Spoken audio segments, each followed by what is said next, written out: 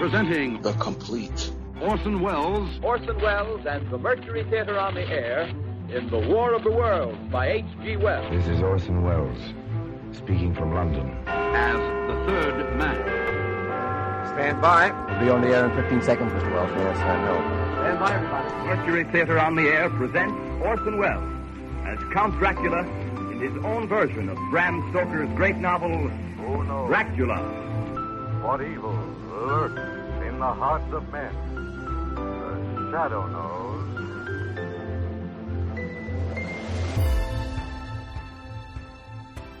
Hello world, welcome to The Complete Orson Welles, brought to you by Dwayne Old Time Radio. This podcast will feature various classic radio programs ranging mostly from 1936 to 1952 that Orson either produced and directed, was featured on, or starred as a guest. If you enjoy my podcast, you can subscribe to receive notifications of new posts. Subscribing is free and only takes a moment. New episodes are posted weekly. If inclined, please leave a rating and or review on your preferred podcast service. Thank you for your support. Hope you enjoyed the genius of Mr. Welles. Let's start the month of February off with the Mercury Summer Theater on the Air. The Mercury Summer Theater. This drama is titled Moat Farm Murder. It's a story by Norman Corwin, and this one aired July 25th, 1946. Good evening, this is Orson Welles, your producer of a special series of broadcasts presented by the makers of Pabst Blue Ribbon, the Mercury Summer Theater of the Air.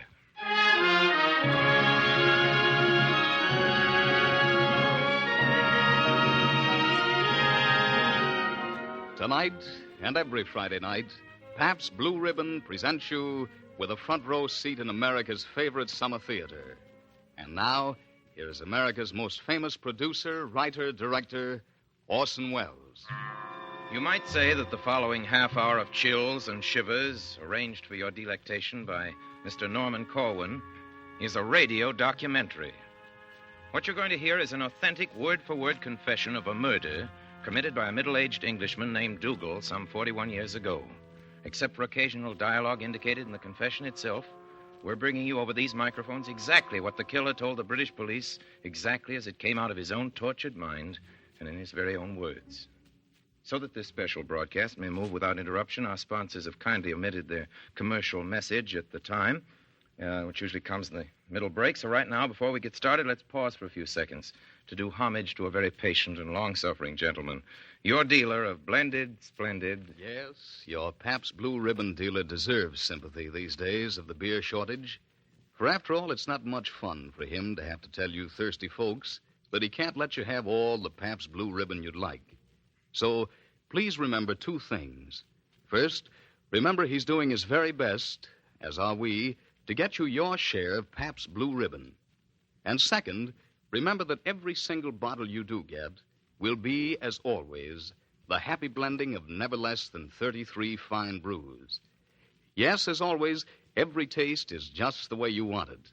Not too heavy, not too light, with that real beer flavor coming through. As always, it's blended splendid, Pabst Blue Ribbon.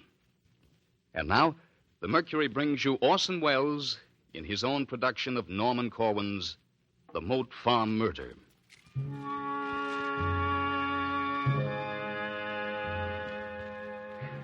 And now, if the stenographer is ready, we will proceed with Mr. Dougal's confession from where he left off in our last session. Go ahead, Mr. Dougal. Well, I did not find Miss Holland as generous as I expected. As I didn't have very much money, I suggested we should buy a farm. I should think we looked at about a dozen farms altogether, but none of them suited me. Till I came across the Moat House farm. It was just the place I wanted. When she complained of its loneliness, I said that was its charm, because we should be able to live there together away from any inquisitive strangers. Everything went all right up to the time that the farm was purchased, and I certainly did intend that the deed should be made out in my name, but to this Miss Holland would not consent. Nor would she pay the deposit in my name, and therefore all the visions I'd had of getting hold of the farm, turning her out, and selling it, melted away. Finding she was so tight-fisted, I began to think of various schemes to put her out of the way. But I thought I'd wait a little bit, see if she altered. I think she was naturally very mean. Strange to find a woman so mean, because otherwise she was not so bad. She'd often try when I was miserable or down in the dumps, cheer me up by playing or singing to me. And then she was rather snappy at times, and if I didn't quite agree with everything she said, she'd bounce out of the room. And then perhaps towards evening she'd get over her temper and she'd come downstairs and plead for forgiveness. Herbert. What is it? I'm sorry about losing my temper. How? Are you now? I'm afraid I was sharper than I need have been. Do you forgive me? Why, yes, Cecile. Just so long as you realize that I was right in the matter. I suppose you were, Herbert. Well, then let's forget it. It's only my state of nerves, really. It makes me give way to such temper. I certainly thought she had more money than she did. And although we were such great friends, it was not without the greatest trouble that I got to know all about her financial position. I made up my mind at last to put her out of the way. I used to sit and think about it for hours because although I'd done a lot of things during my life, I couldn't quite make up my mind to go so far as to murder her. But when we actually moved into the farm, I definitely decided what I should do. I thought that a very good place to bury her would be the ditch. That was why the very first week we were at the farm, I gave orders for it to be filled in. Though she knew nothing about it, she came out of the house and stood by the side of the ditch whilst I and Pilgrim, the laborer, was discussing the best way to fill it up. The elder tree stood by the side. I can see her there now, holding one of the boughs and arguing about the ditch being filled in until proper arrangements have been made for draining it another way. Why are you having him dig there, Herbert? Oh, I don't think you know what you're about. Cecile, my dear, I know very well what I'm doing. But I have a right to my opinion. More than a right to discuss what's being done on this farm. But this laborer here knows more about it than you do. I prefer that we leave him out of this. Pilgrim? Pilgrim! Yes, Mum.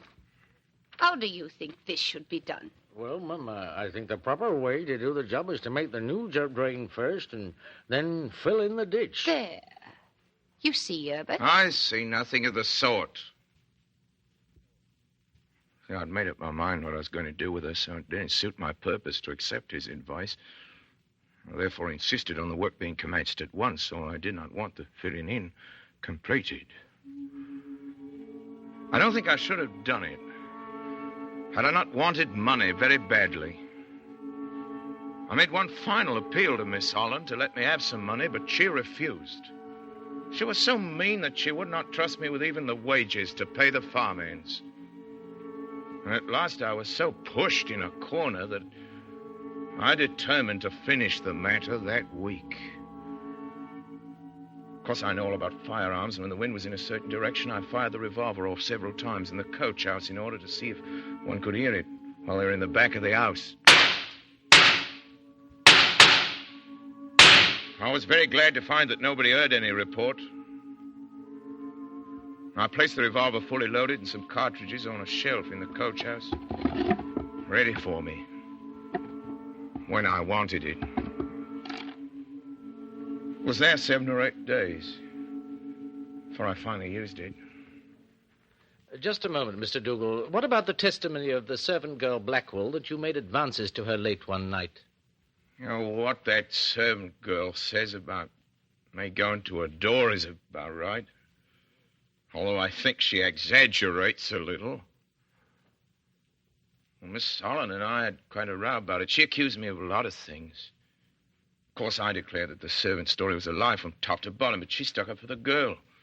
She made herself so ill that she cried very nearly the whole of one day. On Friday morning, we made it up.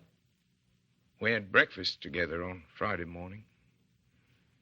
I got around her by lunchtime. We made up our quarrel, and she'd forgiven me, and that was why we thought of going for a drive. It was a beautiful night, so we let the horse walk slowly home. I just think it was about 8:15 when we got back to the farm. When I'd taken the horse out, I thought she'd go in the house, but instead of that, she made some remark about it being a beautiful moonlight night.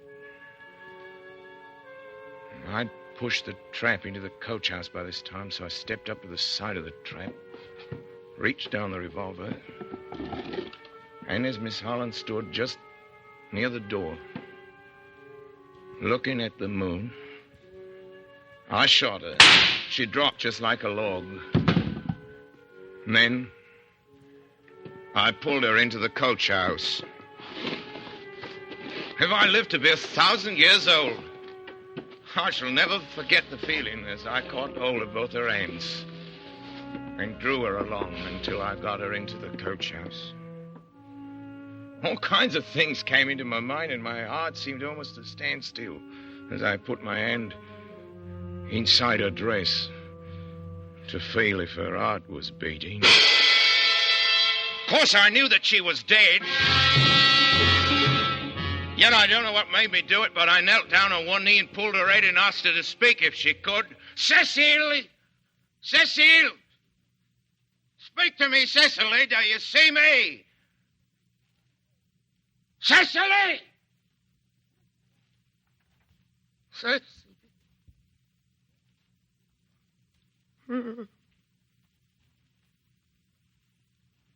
I didn't think this was much use, but why I did it, I can't tell even now, but I thought for a moment she might come to. Because there was no blood about. I wasn't quite certain where the bullet had struck her. Great beads of perspiration began to run down my back, for I had a most peculiar sensation. As if someone was following me. I thought the doors of the coach house had opened. And she was walking out after me. I could almost feel her touch me. And as true as there's a God in heaven, I was ready to drop. I must have stood there some seconds. Then I put my hand into my pocket and drew out the revolver and turned round and looked straight at the coach house. I could not quite get out of my mind or get rid of the feeling that someone or something besides myself stood between me and the coach house. I still had an impression that someone had come towards me. So I leveled up the revolver and stood there with it in my hand. I don't think I could have uttered a word to have saved my life. My tongue was like a great ball of fire, and quite hurt myself, I did, trying to get some saliva to moisten my mouth, my parched tongue. Then I remembered how silly it was. Of course, there was no one. I put the revolver back into my pocket and walked back into the house. And then I don't know why, but I thought it might be all a mistake. Perhaps, after all, bullet hadn't struck her. She'd only fainted. She might come to if I gave her some brandy. So I caught hold of the decanter and walked across with it in my hand to the coach house. But I couldn't make up my mind for a second or two to go inside. I called out, Cecily! Cecily! Cecily! And then I thought what a fool I was. I went into the coach house, but it was dark. All dark. I pushed the door further open so some of the light from the moon had come in. She was in exactly the same position as I'd left her, so I knelt down and I poured some of the brandy over her face, thinking maybe it might revive her. But really, I knew this was impossible because she was dead. I knew she was dead. I tried to sit her up, but she fell back, and I knew it was all over then. Of course, I'd arranged everything. I'd mapped out everything days before I was going to bury her. I knew just where. I sat down, began thinking over new schemes. Every few minutes, I kept touching her and feeling her pulse and speaking to her. And then I made up my mind that it'd be best not to put her in the ditch, but to take her away and bury her somewhere else. So I took off her hat and her veil and the jacket she was wearing. I picked her up in my arms and walked down by the side of the little moat. Her head was leaning over my shoulder. As I carried her along, I wished there was a great big furnace there that I could put her in and watch her burn. I thought of cutting her up into pieces and putting her into the moat. Then I thought of the time it'd take me. I was afraid of being interrupted. Somehow I wanted to bury her out of sight, and yet I wanted to keep her by the side of me. So I went back to the field, and I picked her up again and carried her over to one of the haystacks. I found then that she was getting all cold and stiff, for there was a strong breeze blowing. It was rather a cold night. It was horrible to see her lying on the ground. Before I picked her up the last time, I wish she was alive again, because... Well, then I thought, after all, she hadn't done me any harm. So I knelt down and... You wouldn't believe this. I kissed her once or twice. All the good times we'd had. All the good times, they seemed to come back to me. And I remembered once or twice when I'd been sick and she'd nursed me and tried to get me well. And I thought, after all, it was a bit hard to do her in. Then I began to think what had happened to me if she was found. I thought I'd hide her in the haystack for a few days, but finally I made up my mind that I'd get rid of her once and for all. I went to get the fork and carried some straw and laid it down at the bottom of the ditch. And I began to think of the way she'd nagged me and the difficulty I'd had getting money from her. So I caught hold of her hand and pulled the ring off her finger. She was very fond of this ring. It'd been given to her by, well, I guess the only man she ever really loved. I asked her to tell me the story one day. She did. She said that while her aunt kept a ladies' school at Liverpool, she used to help her in the management. Whilst doing so, I grew very fond of a brother of one of the pupils, a midshipman who'd returned home from a voyage. He had some relatives in the West Indies. He went out there shortly afterwards and took some kind of post. He used to write me letters, and just when everything looked bright, he was drowned through the upsetting of a yacht, and his body was not recovered for some days. When it was found, the ring that he wore on his finger was taken off, sent home to his parents, who gave it to me. Well, I took that ring off her finger.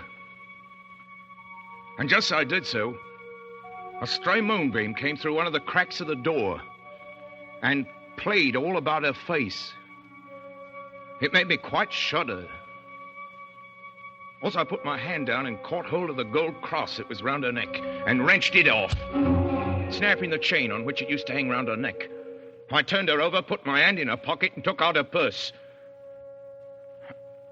I don't think I knew what I was doing then. I picked her up in my arms, and just as you'd carry a baby, I carried her out of the coach house and laid her on the straw. One minute I wanted to kiss her, and the next minute I wanted to pitch a lot of mold over her. But at last I made up my mind that I'd bury her. Bury her and get her out of sight. I thought perhaps unless I covered her over, the fowls would scratch away the straw, so I got me some brambles and twigs and pieces of wood and stretched them over the body. I picked up the fork and put a thin layer of earth over the top of the brambles and straw, and then I went back into the house. Went to bed. I couldn't sleep. I got up and walked round the farm and down to the road and back again. I couldn't keep my eyes off the ditch. I'm sure I aged that night 20 years. I never closed my eyes the whole night long, and I could not keep still or rest for even a quarter of an hour. I tried to read. I tried to write. I tried to sleep. It was all in vain. Not one single moment's peace did I have, and I'm sure that if I went once to that ditch, I went 20 times. First thing I did when I got to the house was to open Miss Holland's desk and go through a lot of her papers in order to find out, if possible, how much money she had. She kept her accounts very neatly, but I was very disappointed when I found out she was not worth more than £6,000 or £7,000. I thought perhaps Miss Holland had some more cash concealed about the place somewhere, so I turned over her trunks and I turned over her boxes. But I could not find any cash. And I certainly did feel somewhat disappointed. I used to have terrible dreams at night. As I went about the house, I used to fancy I could hear Miss Holland's voice. I think if I went once to look at that ditch, I went 100 times a day. And I'm sure if anyone had watched me, they would have gone suspicious and thought there must be something under that ditch. I come now to a terrible part of my life because however clever one may be, however well one's plans have been carried out, there's always a suspicion lurking at the back of your head that you may have made one little blunder which will lead to the truth coming out. As sure as I'm alive on this earth, no one tried harder than I did to banish entirely from my mind all recollections of that terrible night. But I found it was physically impossible. It did not matter where I was or who was with me. The moment there was a lull in the conversation, the moment my attention was taken from anything, away back to the farm went my thoughts. As sure as I stand here, I can swear that I've gone into that coach house hundreds of times, expecting to see her lying on her back as I dragged her in there. But nothing would make me believe this till I'd gone in and seen for myself. I did this 2 or 3 times a day sometimes. And all the time I knew I'd buried her in the ditch and she was still there. I tried to reason with myself, time out of number. But it was no good. I had to go into that coach house and see for myself that she was not there.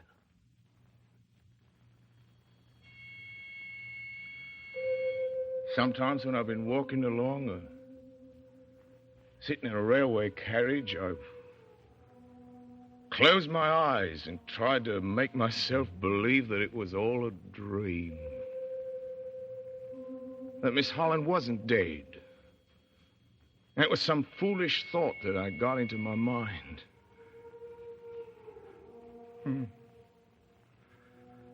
I've got up and said to myself, "You're not a murderer, old man, whatever else you may be."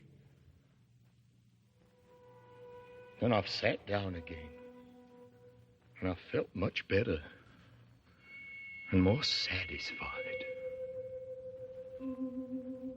But unfortunately, this didn't last very long.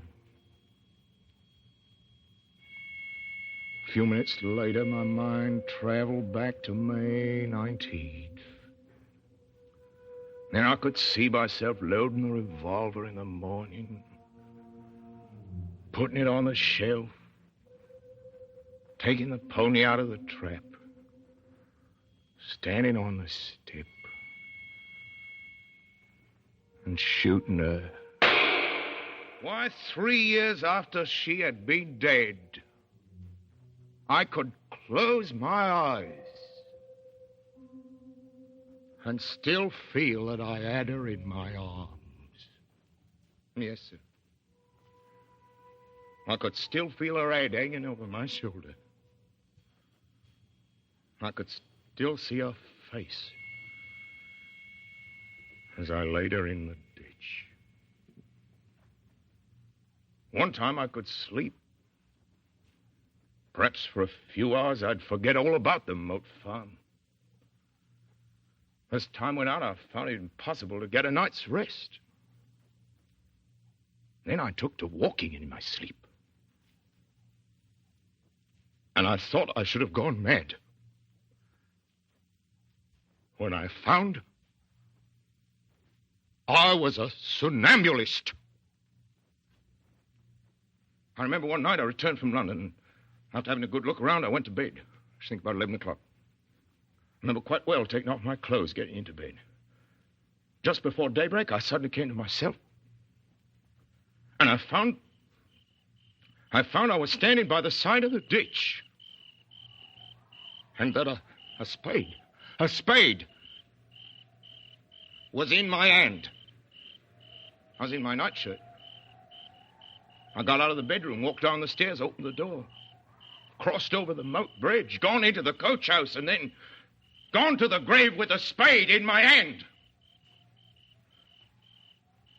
I think I must have been standing there a long time because it was very cold. My nightshirt was wet with dew. I shook from head to foot. My teeth chattered. I was aching in every limb when I woke up. So I pitched the spade back into the coach house. And I went back to bed. There I lay awake, counting the hours. I was really afraid of myself. I thought that one of these mornings the laborers would come in and find me standing there. I thought of all kinds of methods to prevent myself from being found there. The only way that I could prevent myself walking out to the ditch in my sleep was locking the gate at the entrance of the Moat Bridge. I put a bit of chain around it. Before I went to bed, I used to see to it that it was padlocked. All this did not prevent my walking in my sleep, but it stopped me going out to the ditch. Because I used to go right up to the gate. As it was locked, I feel certain I used to turn round and go back to bed. I know I did this because one day the gate was painted white. And when I woke up in the morning, I found my hands covered in white paint, which showed that I'd gone down to the gate and tried to open it. I got very ill about this time. Tell me, Mr. Dougal, when did you first begin to sense danger? Before or after the investigation was started? When the superintendent called at the farm, I think that's when I began to see danger. I thought it best to leave the farm. Leave it once and forever. Well, I didn't know where I was going when I left it. Sometimes I didn't seem to care whether they found me or whether they didn't find me. I was so tired of it all. And yet the moment I thought of a hand being placed on my shoulder, I conjectured up all kinds of pictures. I've seen myself tried. I've heard myself sentenced. And I've felt myself standing on the scaffold with a rope round my neck.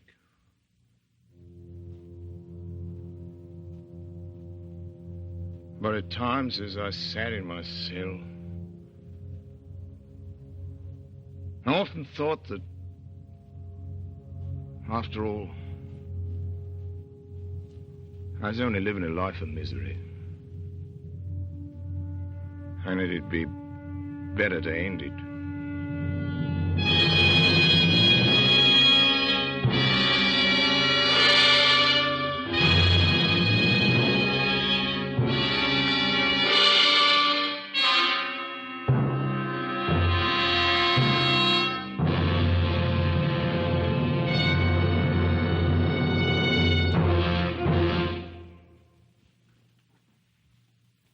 This is your obedient servant, Orson Welles, and you've just heard our Mercury production of The Moat Farm Murder, a radio documentary by the Mercury's good friend, Mr. Norman Corwin.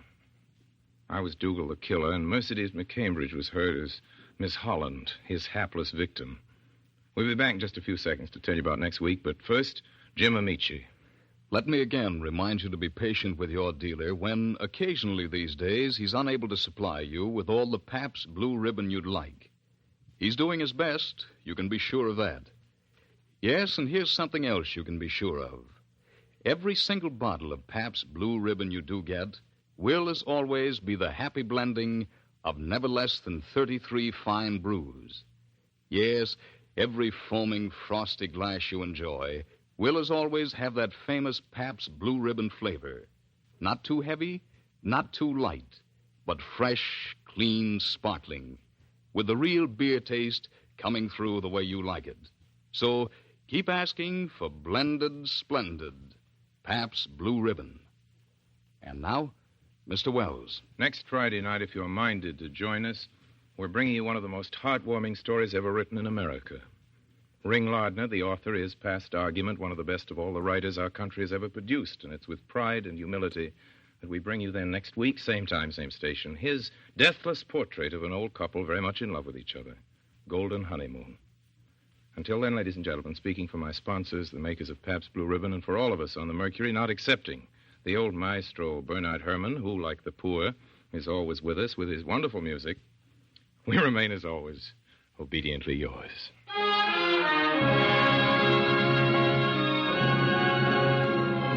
This program came to you through the courtesy of the Pabst Brewing Company of Milwaukee, Wisconsin, makers of Blended Splendid Pabst Blue Ribbon. This year, when food shortages threaten starvation to millions, our farmers need all the help they can get to bring in the crops. So, all of you who can work for the remainder of the season should get in touch with your county agricultural agent or local farm employment office immediately. This is CBS, the Columbia Broadcasting System.